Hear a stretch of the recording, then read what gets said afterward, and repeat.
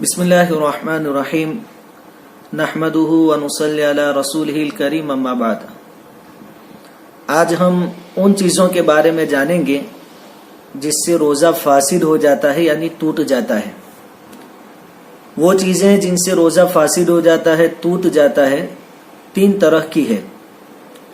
Number एक, खाने पीने से रोज़ा फासिद हो जाता है। नंबर दो, जिमा यानी हम बिस्तरी से रोज़ा फासिद हो जाता है। और नंबर तीन, दवा और इलाज से रोज़ा फासिद होता है। अब तीनों को हम जरा तफसील से समझते हैं। पहला नंबर, खाना और पीना। इसकी दो शक्लें हैं। पहली शक्ल ये है कि मुंह के अंदर ही कोई चीज थी, दांतों में फंसी हुई थी, उसको खा लिया, तो उससे रोजा टूटा या नहीं टूटा उसमें कायदा ये है कि मुंह के अंदर की चीज अगर चने के दाने के बराबर हो या उससे बड़ी हो और उसको अंदर से ही निगल लिया तो रोजा फासिद हो जाएगा। और अगर चने से कम हो, कम मिकदार में हो, छोटी साइज में हो, उसको अंदर से ही निगल लिया, मुंह के अंदर से ही निगल लिया तो रोजा फासिद नहीं होगा। दूसरी बात है, मुंह से बाहर से कोई चीज अगर खाई जाए तो उसका मसला क्या होगा कि मुंह के बाहर की अगर कोई चीज खाई जाए तो वो चाहे चने के बराबर हो या उससे छोटी हो, हर हाल में रोजा टूट जाएगा, फासिद हो जाएगा। बाहर की चीजों में बीड़ी सिगरेट पीने से भी रोजा टूट जाएगा। इसी तरह कोई अगरबत्ती का धुआं नाक या मुंह में ले रहा है जानबूझकर तो भी रोजा फासिद हो जाएगा। इसी तरह भाप ली जाती है, जैसे सर्दी जुकाम में भाप लेते हैं, और आज के दौर में जो डॉक्टर और तबीब लोग हैं जिसको हम बाफ बोलते हैं वो देते हैं, उससे भी रोजा फासिद हो जाएगा। इसी तरह जिनको दमे की बीमारी होती है वो लोग इनहेलर का इस्तेमाल करते हैं तो उससे भी रोजा फासिद हो जाएगा। इसी तरह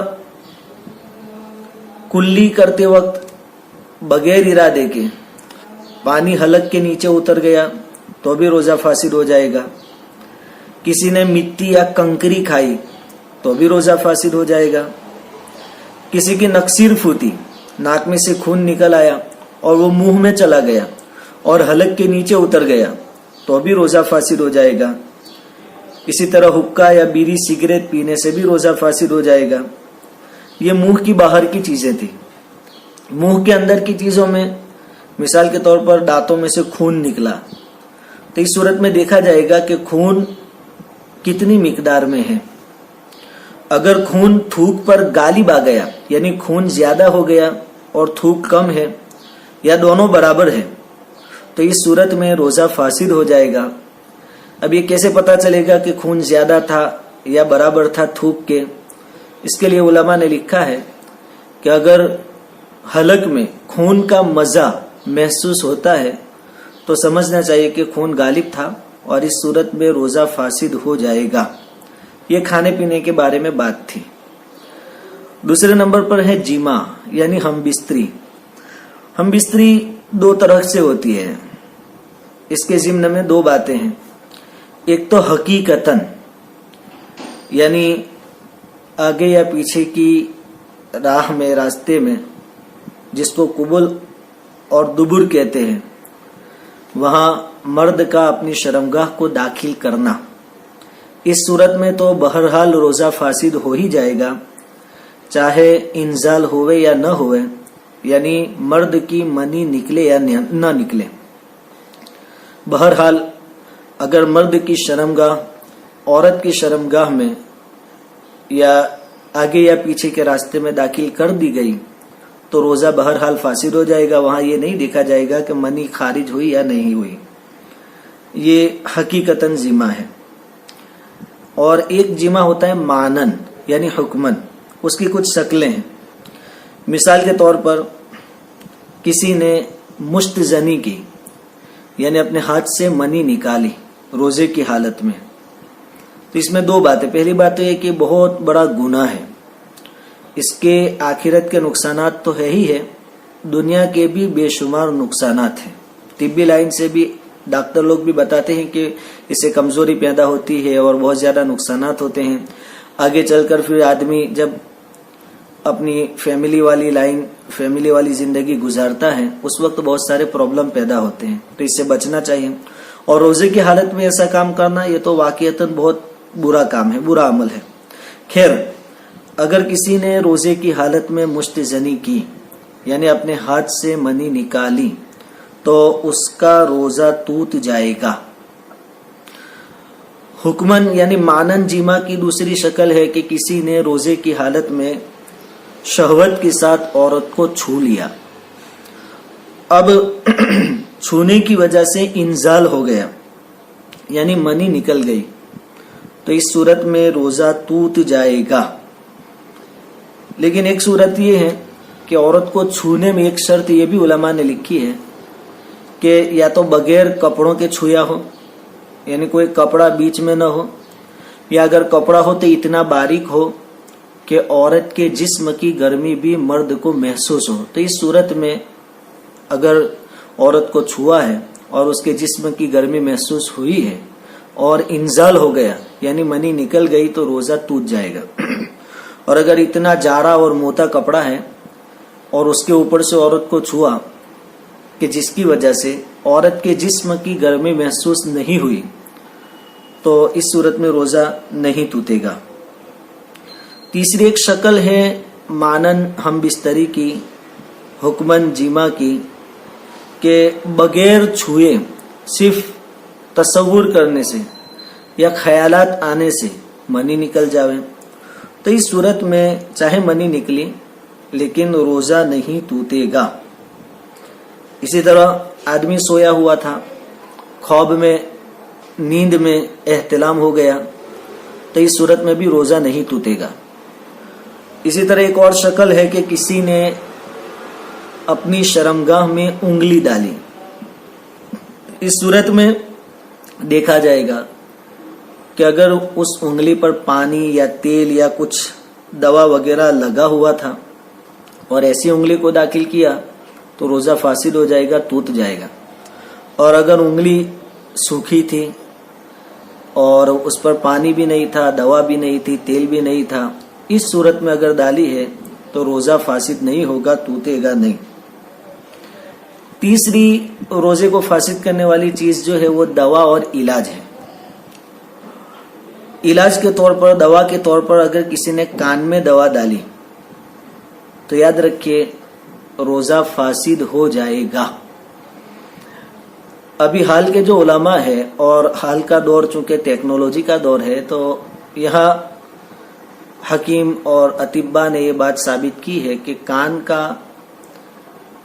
پیٹ کے ساتھ یعنی حلق سے لے کر پیٹ تک پہنچنے والا ڈائریکٹ کوئی راستہ نہیں ہوتا. اس لیے بعض آج کے دور کے جو علماء ہیں انہوں نے یوں کہا ہے کہ کان میں دوا ڈالنے سے روزہ فاسد نہیں ہوتا. لیکن ہمارے جو قدیم بڑے بڑے بزرگ علماء تھے, مفتیان کرام تھے, انہوں نے فرمایا ہے کہ کان میں دوا یا تیل ڈالنے سے روزہ فاسد ہو جائے گا اور احتیاط اسی قول میں ہے. لہذا روزے کی حالت میں کان میں تیل یا دوا ڈالنے سے بچنا چاہیے.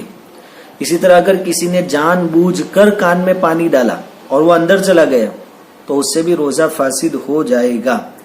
ہاں, بھولے سے پانی اندر چلا گیا, بھولے سے, جان بوجھ کر نہیں ڈالا, تو اس صورت میں روزہ فاسد نہیں ہوگا.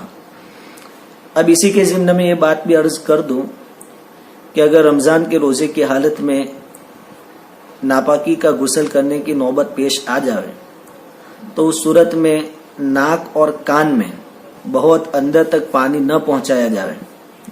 ویسے عام دنوں میں, رمضان کے علاوہ جبکہ روزہ نہ ہو, عام دنوں میں اگر جنابت کا غسل ہے تو ناک میں اوپر تک پانی پہنچانا یعنی جو نرم گوشت ہوتا ہے وہاں تک پانی پہنچانا. اسی طرح کان کے اندر بھی جہاں تک ہو سکے پانی پہنچانا یہ ضروری ہوتا ہے. لیکن چونکہ روزے کی حالت میں احتیاط ضروری ہے, ناک میں اگر پانی چڑھا یا دماغ تک پہنچ گیا, کان میں پانی ڈالا اندر تک پہنچ گیا تو پھر روزہ فاسد ہو سکتا ہے. اس لیے روزے کی حالت میں नाक में और कान में बहुत अंदर तक पानी न पहुंचाया जाए, बल्कि उंगलियों को तर करके पानी वाला करके अंदर फिरा लिया जाए अच्छी तरह। तो खुलासा ये कि कान में दवा डालने से रोजा फासिद हो जाएगा। फिर दवा डाली जाती है नाक में, तो याद रखिए नाक में दवा डालने से भी रोजा फासिद हो जाएगा और इसमें किसी का कोई इख्तिलाफ नहीं है। और दवा डाली जाती है आंख में, तो आंख में दवा डालने से तमाम उलमा के नजदीक रोजा फासिद नहीं होता है। इसी तरह किसी ने आंख में सुरमा लगाया रोजे की हालत में और उसका असर हलक के अंदर, गले के अंदर महसूस हुआ, उससे भी कोई फर्क नहीं पड़ता, रोजा फासिद नहीं होगा। और दवा डालने की एक और जगह है पाखाने की जगह, जिसे हम कहते हैं एनिमा, जिसके जरिए दवा पहुंचाई जाती है, या कोई और भी तरीका हो। अगर पाखाने के मकाम से कोई दवा चढ़ाई गई तो रोजा फासिद हो जाएगा, चाहे मर्द को चढ़ाई जाए या औरत को चढ़ाई जाए। इलाज का एक और तरीका है इंजेक्शन लगवाना। याद रखिए इंजेक्शन से रोजा फासिद नहीं होता है। इंजेक्शन चाहे रग के अंदर यानी नस के अंदर लगाया जाए या गोश्त पर लगाया जाए, रोजा फासिद नहीं होगा।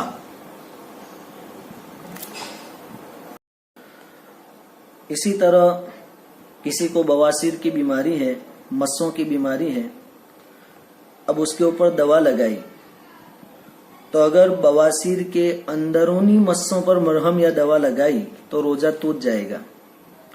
मगर जो मस्से बाहर रहते हैं, अंदर नहीं रहते, बाहर रहते हैं, उन पर दवा लगाने से रोजा नहीं टूटेगा।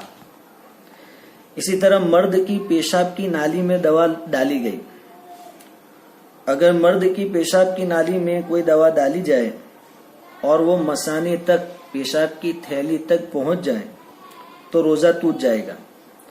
अगर मसाने तक नहीं पहुंचती है तो रोजा नहीं टूटेगा। औरत की शर्मगाह में दवा रखने से बहरहाल रोजा टूट जाएगा। अगर किसी औरत की शर्मगाह में कोई दवा डाली गई तो फौरन उसका रोजा टूट जाएगा। वहां ये नहीं देखा जाएगा कि उसके मसाने तक दवा पहुंची है या नहीं पहुंची है, हर हाल में रोजा टूट जाएगा। इसी तरह डॉक्टरनी यानी लेडीज डॉक्टर किसी औरत की शर्मगाह में हाथ दाखिल करे तो उसकी दो शक्लें हैं। अगर खुश्क हाथ डाला जिस पर पानी या दवा या तेल कुछ भी नहीं लगाया गया था तो रोजा नहीं टूटेगा, और अगर तर हाथ डाला है, दवा या तेल वगैरह कुछ लगाकर डाला है, तो इस सूरत में रोजा टूट जाएगा। मजी के निकलने से रोजा नहीं टूटता है।